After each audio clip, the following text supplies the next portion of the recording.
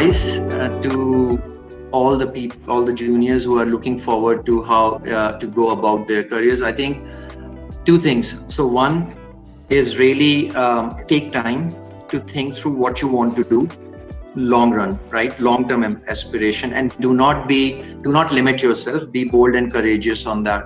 It's very difficult because when you want to think long-term, you need to learn and know what are the different aspects or avenues out there for you. And I think this is very important that we all need to do, because I feel when I was in IIT and I joined in chemical engineering, I think with many of people, everyone wanted to go for CS, IT, those were the top branches.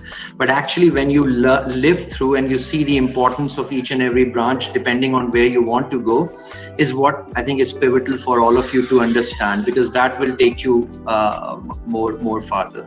So those are really the two aspects: be bold and courageous, and take time to think of what that long-term aspiration is that you want to actually go towards, and then build your plan towards that.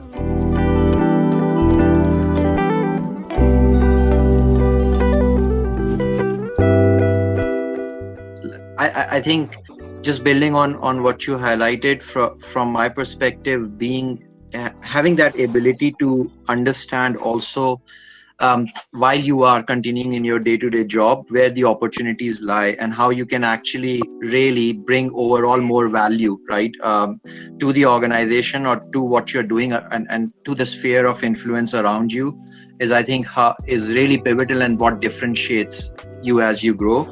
And that's where very important to not shy away from challenges, because that's how we all learn, right? So if going through those challenges and being able to actually deliver through the challenges is how we could actually grow more faster. So I think that's just my personal reflection and personal learning that I just wanted to highlight.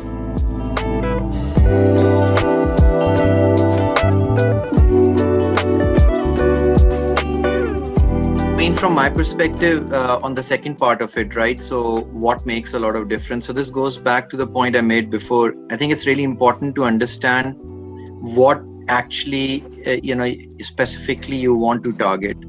So when it comes to GATE and MTech, building further again, in the IT industry, if I look at where the aspiration is, you need to look at the courses. You need to look at which institute you want to go for, because there are many institutes through which you can get MTech, and again, what sort of learning you want, right, from that institute.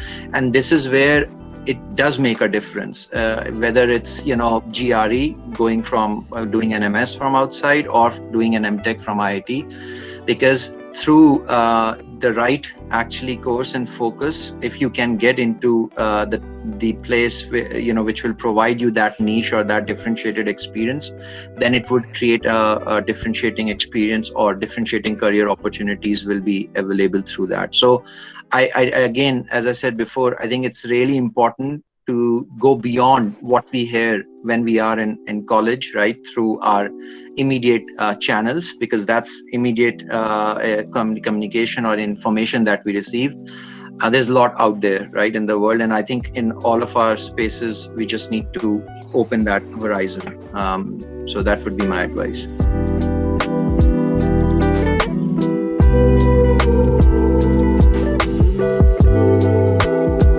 Thanks for the question.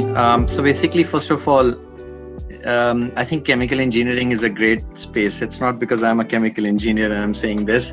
I got to appreciate that also beyond IIT, when I went to IIT, or even outside, right, in US and Europe.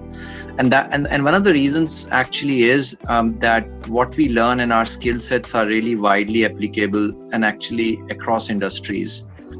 How we are trained to see those pain points, right, and an ability to figure out how we can actually create innovations to overcome them.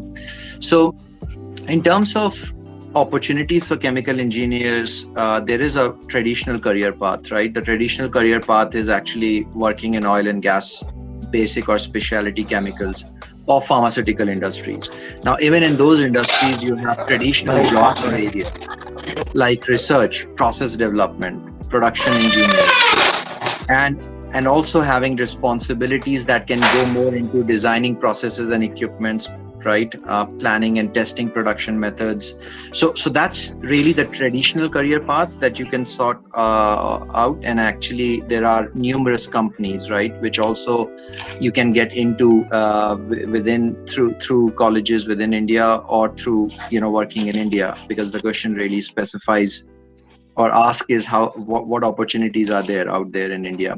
But the second thing that I just wanted to highlight is the demand, at least where I am and what I see around chemical engineers, is quite high.